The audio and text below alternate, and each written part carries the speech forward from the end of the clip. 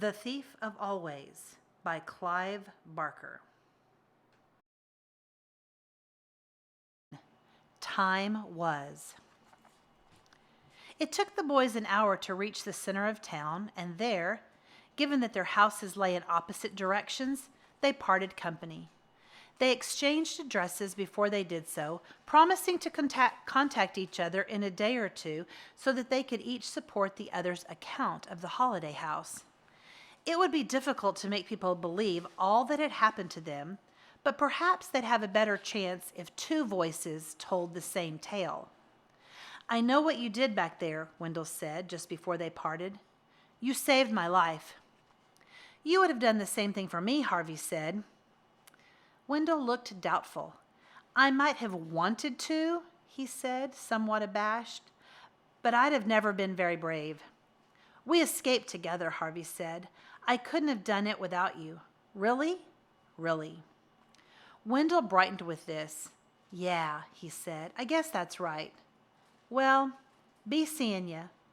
And with that they went their separate ways.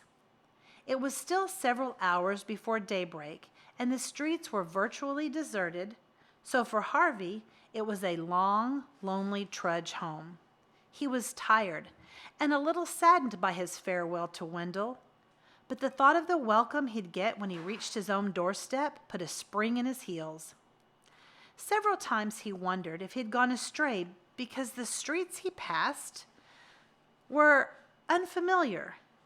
One neighborhood was extremely fancy.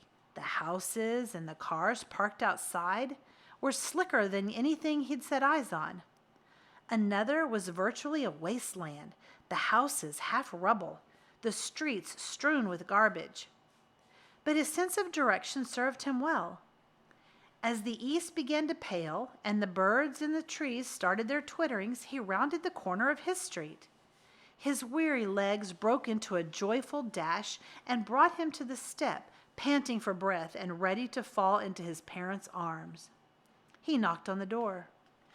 There was no sound from the house at first, which didn't surprise him given the hour. He knocked again and again. Finally, a light turned on and he heard something coming to the door. "Who is it?" said his father from behind the closed door. "Do you know what time it is?" "It's me," said Harvey. Then came the sound of bolts being drawn aside and the door was opening with a crack. "Who's me?" said the man, peering out at him. He looked kindly enough, Harvey thought, but it wasn't his father. This was a much older man, his hair almost white, his face thin.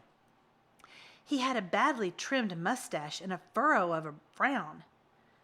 "What do you want?" he said. Before Harvey could reply, a woman's voice said, "Come away from the door." He couldn't see the speaker yet, but he caught a glimpse of the wallpaper in the hallway and the pictures on the wall. To his relief, he saw that this was not his house at all. He'd obviously made a simple mistake and knocked on the wrong door. "I'm sorry," he said, backing away. "I didn't mean to wake you up." "Who are you looking for?" the man wanted to know, opening the door a little wider now. "Are you one of the Smith kids?" He started to dig in the pocket of his dressing gown and brought out a pair of spectacles. "He can't even see me properly," Harvey thought. "Poor old man." But before the spectacles reached the bridge of the man's nose, his wife appeared behind him, and Harvey's legs almost folded up beneath him at the sight of her.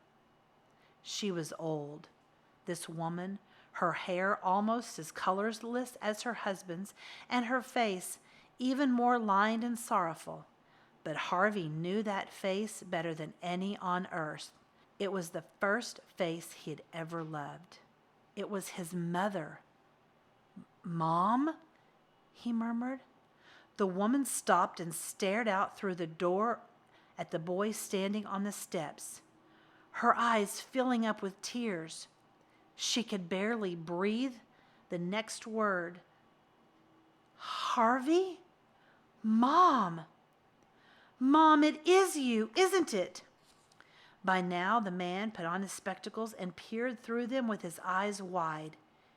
"It's not possible," he said flatly. "This can't be Harvey.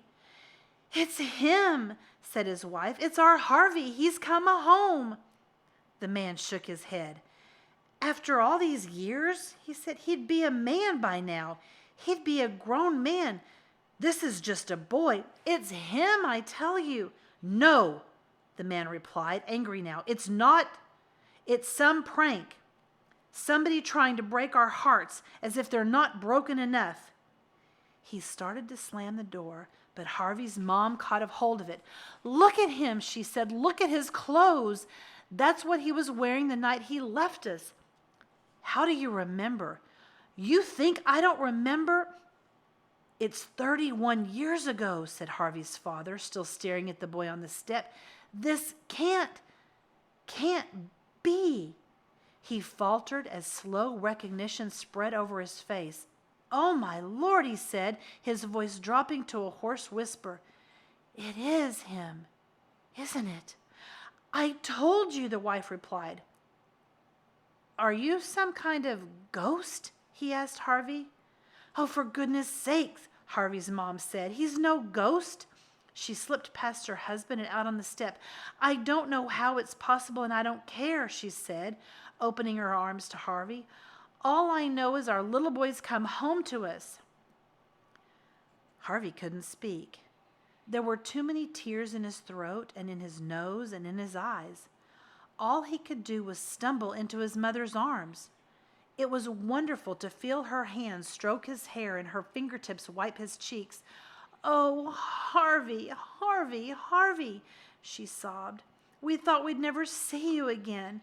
She kissed him over and over. "We'd thought you'd gone forever." "How is this possible?" his father still wanted to know. "I kept praying," his mother said.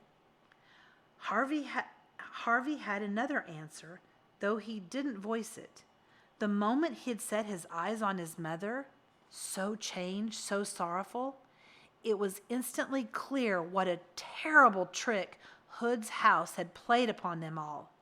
For every day he had spent there, a year had gone by here in the real world. Every morning while he'd played in the spring warmth, months had passed. In the afternoon, while he'd lazed in the summer sun, the same. And those haunted twilights which had seemed so brief had been another span of months, as had the Christmas nights full of snow and presents. They'd all slipped so easily, and though he'd only aged a month, his mom and dad had lived in sadness for 31 years, thinking that their little boy had gone forever. That had almost been the case.